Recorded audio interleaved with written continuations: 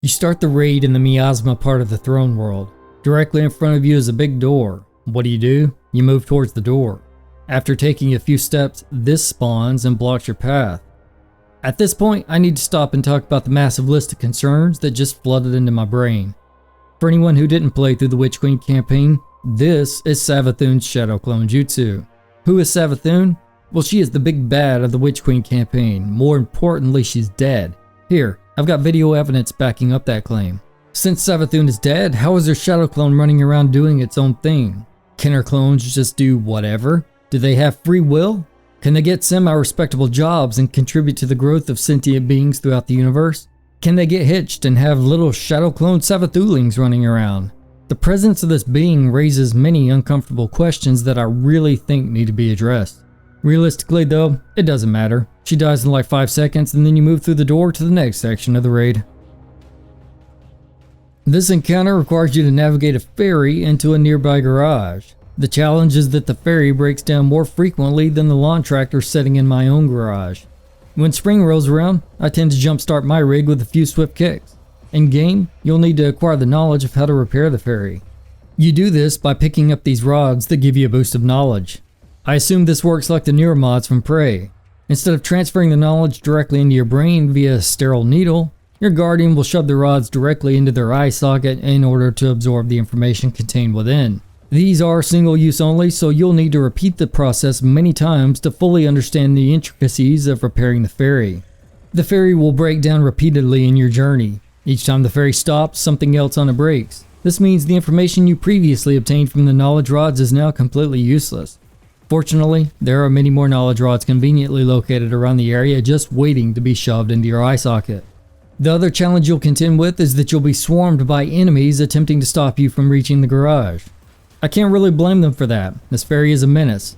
I wouldn't be surprised to learn that this area was named after the miasma of noxious fumes spewing forth from this poorly maintained jalopy. Anyway, after you shove a few dozen more rods into your skull and thoroughly poison the area with the floating ecological disaster ferry, you'll reach the garage. Here you deliver the ferry to its forever home, then move into the attached structure to reach the next encounter. In this arena, there are 3 totems. Symbols will appear on the totems and you'll shoot them.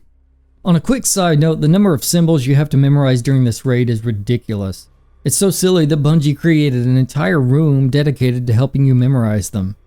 It wouldn't be so bad if it weren't for the absolute randomness of the symbol. Look at some of these things.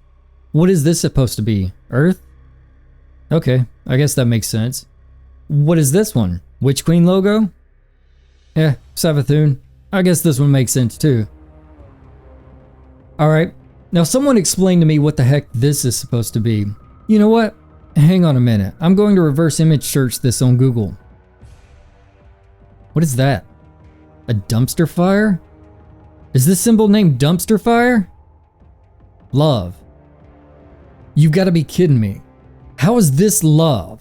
I don't Wait a minute. Okay.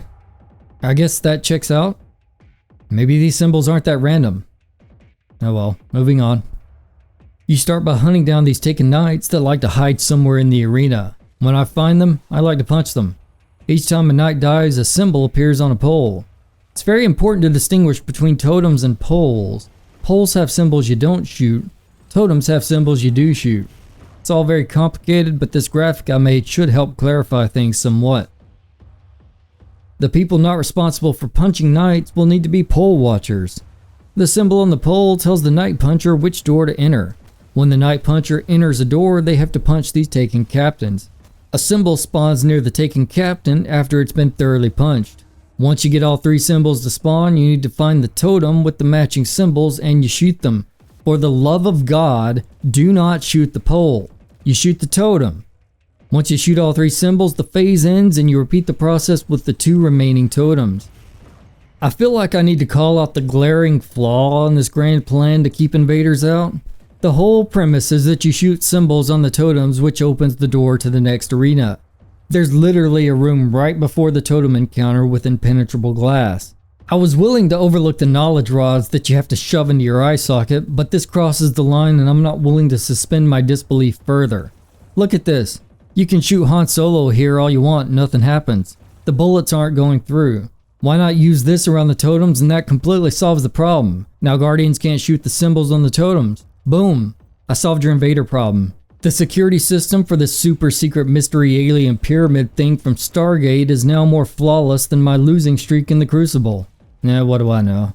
Once you shoot the symbols on all 3 totems, the encounter is complete. The first boss of the raid is named the Caretaker. When you first encounter him, he's just minding his own business being a caretaker.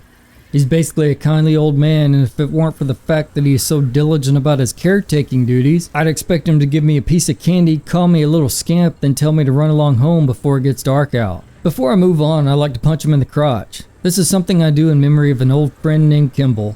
Kimball got married and was never heard from again. Wherever you are, buddy, this crotch punch is for you. The fight begins when you open this door, which angers the Caretaker. Is anyone surprised by this? He's down there minding his own business, doing his job, and a whole team of Guardians break in, shooting everything up and punching the poor guy in the crotch. Who wouldn't be pissed? There's a whole lot of speculation in the Destiny lore community that the Traveler is actually the villain, and I think this encounter speaks volumes to that theory. While the Caretaker is hobbling his way up the stairs to request you stop causing a ruckus, a few players will need to split off and run into these nearby rooms. There are floating symbols in the rooms that you'll need to run through and shoot on the totem outside the room. I'll refrain from the urge to mention the impenetrable carbonite material again. It's better to just pretend that doesn't exist.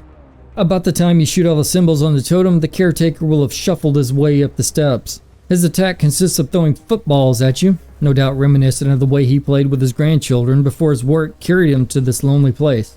In a true testament to his studious nature, he rushes to the nearby totem in an attempt to protect it from the attacking Guardians. The Guardians use this moment of distraction to start attacking the Caretaker directly. The weary Caretaker, unable to withstand the onslaught, retreats in the hopes that the Guardians will leave. But the Guardians don't leave. They keep entering locked rooms and shooting up priceless antiques. The Caretaker makes repeated attempts to stop the Guardians until finally, he has nothing left. I hope you feel good about what you've done. The next area is the jumping puzzle. If you have any Warlock friends, you can watch them float slowly to their death. It's pretty funny. Farewell, Darth Zenfar. And Return of the Jedi was the last good Star Wars movie. After making it through the jumping puzzle section, you'll arrive at the exhibition. The concept here is to pick up relics and carry them to the end of this encounter. The challenges are a time limit and many enemies in your path. Oh, and all the relics suck. Actually, that's probably the only challenge. The first relic you'll pick up is named the Nut. I don't know if that is the real name, that's what we always called it. Kinda looks like a big nut. The Nut shoots a laser beam. Sounds cool, right? Well, it's not. It takes forever to kill an enemy with this thing. It's no surprise though. This was designed to pollinate flowers on the Leviathan. Why is it here as a weapon? Who thought it was a good idea to take a hydro seeder into a war zone? Yeah, get pollinated, losers.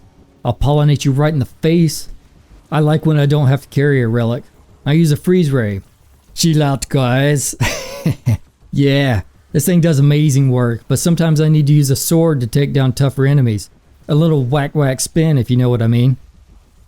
There are these other 2 relics too. One of them lets you slam into things. I don't like using it because I can slam into things just fine without using any relics. The other one gives you taken powers. I'm not talking about cool Liam Neeson taken powers. No, this is a sucky taken powers where your weapon turns into a slow-firing pea shooter capable of inflicting mild annoyance on your enemies. At the end of the encounter, you deposit the artifacts. What the? Is there a reason the physics are so messed up in this game? After making your way through the exhibition, you'll come face to face with the final boss, Rhulk. Rhulk is a stand. You think I'm kidding about that, but I'm not. Throughout the entire raid, we've been encountering these strange symbols. These symbols were created by Rhulk. It's his stand power. He's able to, for lack of a better word, evacuate these symbols from his body. The symbols can then be used to create a somewhat inconvenient door locking mechanism. They are also his greatest weakness. I guess we can't all be Star Platinum, eh, Rhulky? The fight begins when you shoot the giant crystal above Rhulk. The crystal gives the shooter a buff that needs to be shared with teammates. The buff is critical because it allows you to steal a portion of Rhulk's power. Whoever has the buff will need to get blasted by Rhulk's laser beam. Upon doing so, they'll now possess a fraction of his power.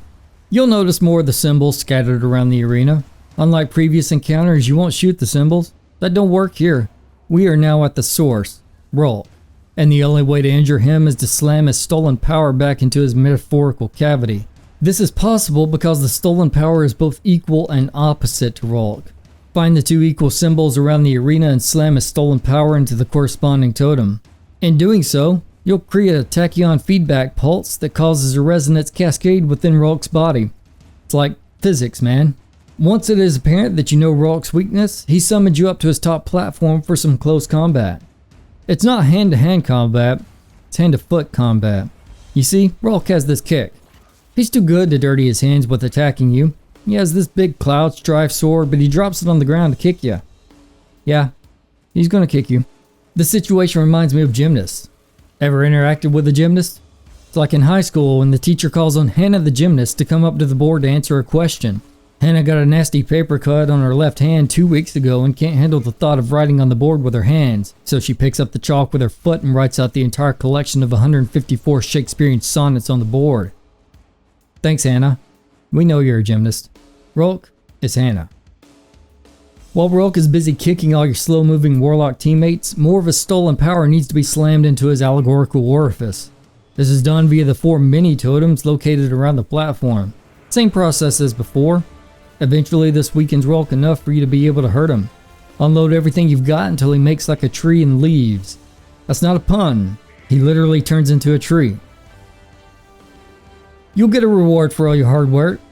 You know what your ultimate reward is? The thing you worked so hard for? It's a pulse rifle. Yeah, a void pulse rifle. Congratulations.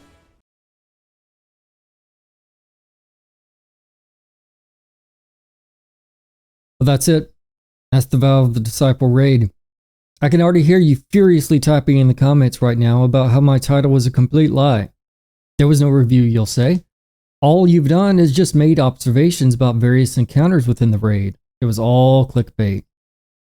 Well, listen up, Joy Boy, because your time has come. All your prayers are about to be answered. I'm going to tie a fancy little bow on this nice pretty package for you, so get ready. I think the Vow of the Disciple raid is